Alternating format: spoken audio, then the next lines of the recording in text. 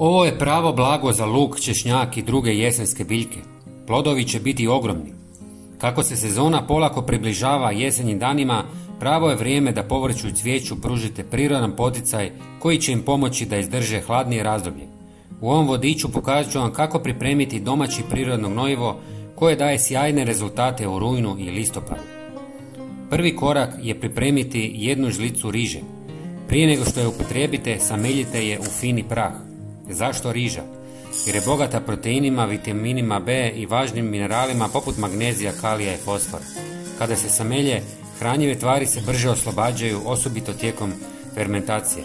Ova dodatna prehrana koristi tlu i korijenju, čineći biljke otpornijima na stres zbog kraćih dana i nižih temperatura.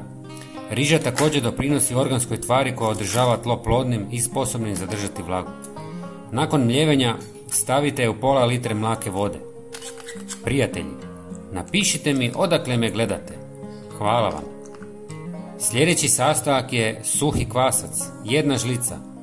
Kvasac djeluje kao prirodni stimulator rasta zahvaljujući visokom sadržaju vitamina B. Također aktivira mikroorganizme u tlu, što je posebno važno u jesen kada aktivnost mikroba opada.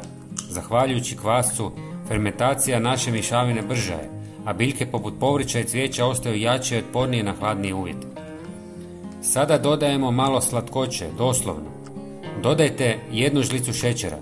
Možda zvuči neobično, ali šećer je hrana za korisne mikroorganizme u tlu. On potiče njihovu aktivnost, što zauzvrat olakšava biljkama pristup hranjivim tvarima. Ovo je posebno važno u rujnu i listopadu kada se biljke pripremaju za mirovanje. Šećer također hrani kvasac, ubrzava fermentaciju i omogućuje brže oslobađanje hranjivih tvari. Posljednji sastojak je banana, odnosno njezina kora, narezana na male komadiće. Banane su poznate po bogatstvu kalija i fosfora, 2 minerala ključna za jačanje korijena i razvoj cvjetova. Ove hranjive tvari pomažu biljkama da akumuliraju energiju za zimu i povećavaju otpornost na niže temperature. Korica polako oslobađa hranjive tvari u tlo, pružajući dugotrajnu podršku, a istovremeno privlači korisne mikroorganizme koji dodatno poboljšavaju strukturu tla. Ostavite da odstoji 24 sata kako bi fermentacija mogla započeti. Kada je proces završen, procijedite tekućinu i razredite se oko 2 litre vode. Time osiguravate da otopina bude dovoljno nježna za jesenske biljke, a opet bogata hranjivim tvarima. Koristite jednom mjesečno za biljke poput luka, češnjaka ili trajnica koje ulažu energiju u korijen.